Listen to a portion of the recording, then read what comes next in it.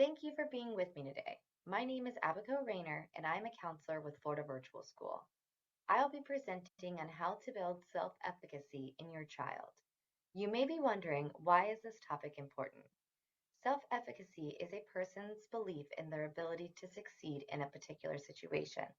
Low self-efficacy, or lack of belief in one's own abilities, can limit the choices a person makes and limit the effort they are willing to put forth. Building self-efficacy can help a child to remain calm when approaching challenging tasks, increases a child's confidence in mastering new domains, and increases a child's willingness to experiment with new ideas, all of which can help increase a child's self-esteem. Today, we will be focusing on two areas to help build self-efficacy. We will learn the best ways to connect with our children and empower our children. Turning in and connecting emotionally with our children is the most fundamental thing we can do. Children need to feel connected to a caring adult to feel safe and be able to think, learn, and take risks to explore the world. Regular connection is also how we develop a deep sense that we are lovable. Sometimes we may struggle to know just how to connect with our children. We may feel like we are in two different worlds. You may be asking right now, how do we even make that connection? It's probably easier than you think. Listening. Genuine connection starts with listening. Listening lets our children know that they matter and usually helps us empathize with their point of view. Two other tools to put into practice are empathy and validation. All humans need empathy and validation. We need to be seen, understood, and accepted.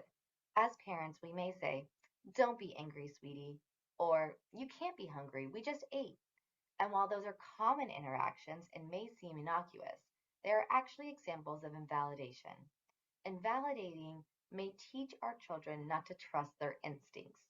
It's important to listen, validate, express care, and hold the boundary if needed. We need to let our children know we believe in them by providing regular, encouraging words. If your child has been working for a long time on a homework problem they're having trouble solving, say, "I noticed you didn't give up when you made a mistake." Let your child know you see them, you hear them, you understand what they are going through, and they are accepted just the way they are. While building the connection with your child, it's important that you remember that they are little sponges that soak up everything that we do and say. So keep your cool. Kids watch and learn how we handle everyday stress in our lives. It's important that we as adults show how we effectively regulate our emotions. Practice coping skills with your child. Deep breathing, yoga, writing in a journal, and dancing are all good examples on how we can cope with the daily stress in our lives. It is also important to remember effective ways to shape behavior. We often punish misbehavior rather than rewarding desired behavior. However, research shows that utilizing positive reinforcement is more helpful in achieving those behaviors we want to see in our children. On this slide is an example of a behavior chart that can be modified and used in a variety of settings.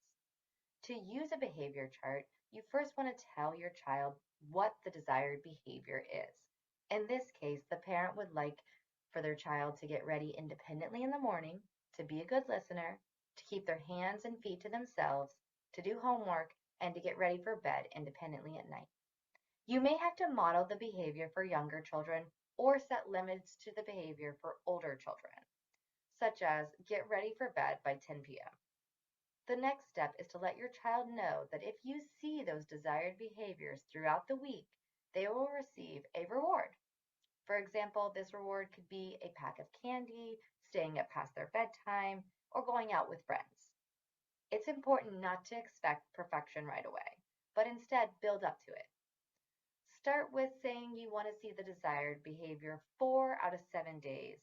And then once they achieve that several times, move the marker up a day to 5 out of 7 days, and so on and so forth. As adults, we tend to think to be effective, things have to be serious. With our children, the opposite is often true.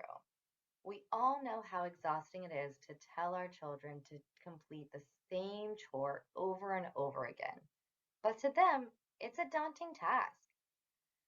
But if we make it fun and turn it into a game, they are more likely to complete it when we want it done. For example, set a timer for 5 minutes, play a fun song, and see who can pick up the most toys in that time. Using playfulness to get the mundane tasks done lets our children see that we can have fun and be productive. It's a win-win. The other important component of our parenting is empowerment. Our children gain confidence and self-esteem by overcoming challenges. Fostering growth means empowering them with the right level of structure, challenge, and autonomy for each situation. Over time, this leads to internal motivation and self-regulation. So you might be thinking, how do we empower our children?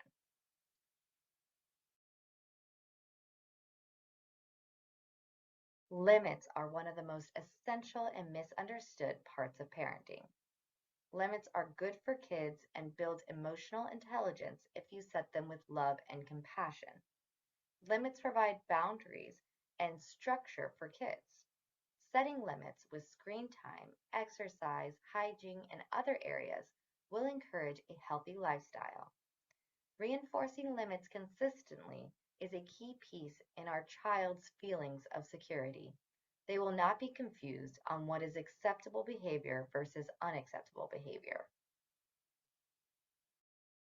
Routines also help our children feel safe and in control. They reduce the mental load of regular tasks and keep everything from being a negotiation with our children. You can see an example of a daily schedule here. This one is quite detailed and can be modified as you see fit. Creativity and autonomy are key aspects when it comes to empowering our children. Creative making is a gateway to many positive emotions. Allowing room for questions and conversation makes room for growth and understanding.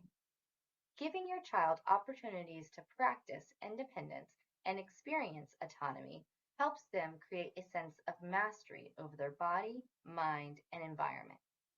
Autonomy supports independent and critical thinking, encourages intrinsic motivation, and inspires confidence. A great option to support this is to sit with your child as they create goals or make a vision board for the next few weeks or months or year.